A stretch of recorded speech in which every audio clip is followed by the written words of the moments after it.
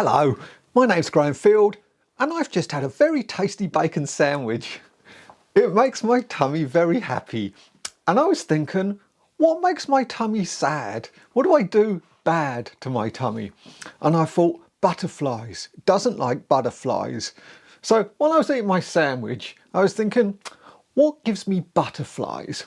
And it's packing my panniers, because when I'm packing my panniers, I know that this is it. I'm going somewhere. And because I generally go places alone, it's quite exhilarating. And it does, without exception, even mid-trip when I'm coming down from a hotel or something to repack my bike, I get butterflies.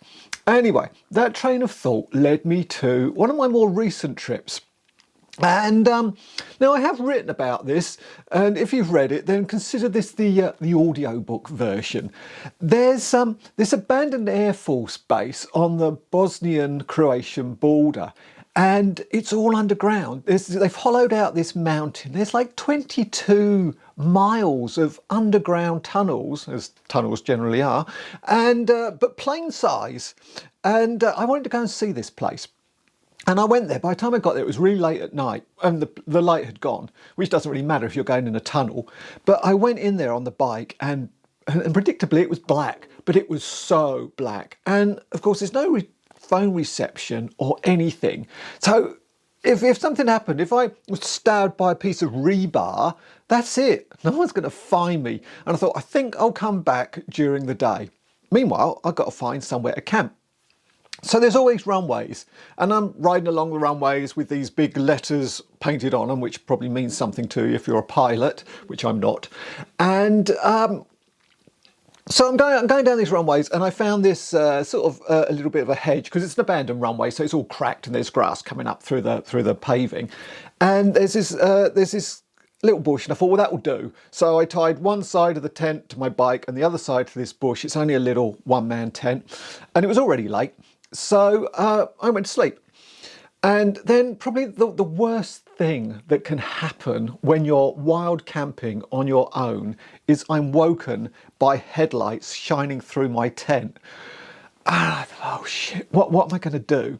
And I thought about it and I thought, nothing. I'm just going to lay here. So I did.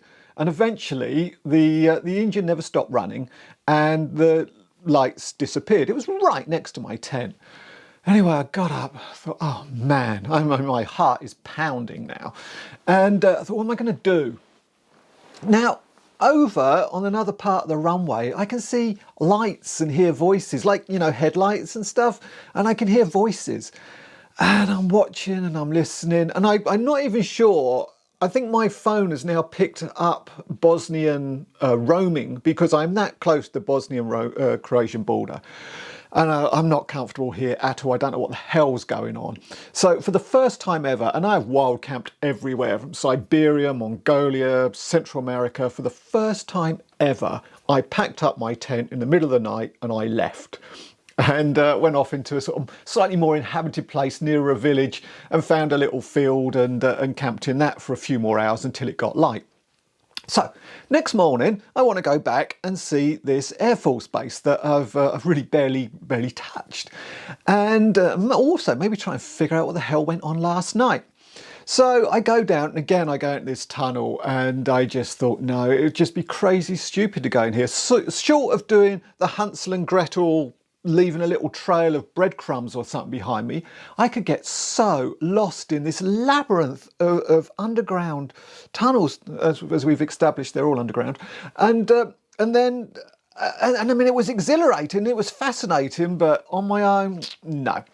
Oh well, I'll ride along the runway and pretend I'm an airline pilot and get something out of this. So as I go down the runway, there's about 5 people walking towards me, dark-skinned, and as I get there, I realise that there's, I think there's 3 guys, a woman and a child. And they flagged me down. I was going to stop anyway. It's not very likely place to meet other people. Turns out they were refugees. And what had happened last night was the Croatian police had done what is probably their nightly circuit looking for refugees coming over the Bosnian border, which is why they'd stopped right outside my tent, seen the Bulgarian number plate on my motorbike, and decided that I wasn't a risk. But they found the refugees who were. They'd smashed their mobile phones, all of them had completely smashed screens, and now didn't know what direction to try and get back to Bosnia, which direction they wanted to get to Italy. They didn't know anything, and they didn't have anything. They said, "Have you got water?" I said, yeah, I have. And I wanted to show them on my phone, you know, which direction they needed to go. But what with my unsettled night, I was down to like 2% charge. So my phone was useless. I said, listen, wait there. I'll go and get you some food. So I went off to the village, which doesn't have a shop. So I ended up going off to the main road and find a petrol station and just throw it on the credit card. Just bought as much stuff as I could. Looking over my tank bag like this, it's full of juice and chocolate and biscuits and stuff. Rode back, it's taken me about an hour. Rode back, and there they were.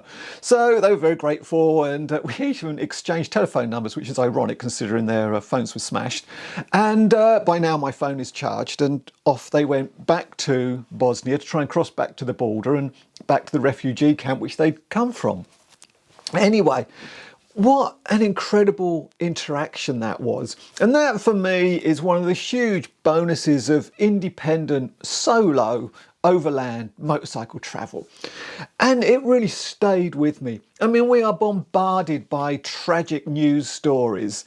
And when something actually comes into your life, like a refugees and the refugee crisis, it just makes it real. I think we become a little bit desensitized by all this negative news. And I think we have to, or else we just go mad with the injustice of the planet.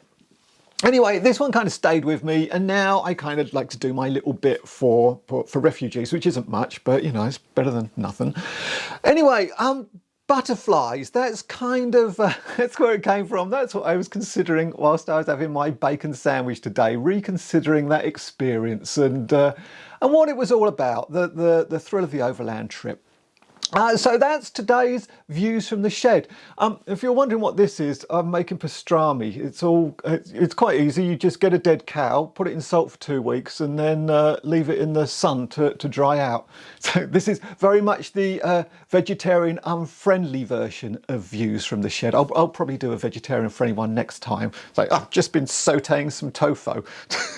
Let me show you my new hemp motorcycle boots. No, I probably won't do that. Anyway, thanks for watching. See you next time. Views from the Shed.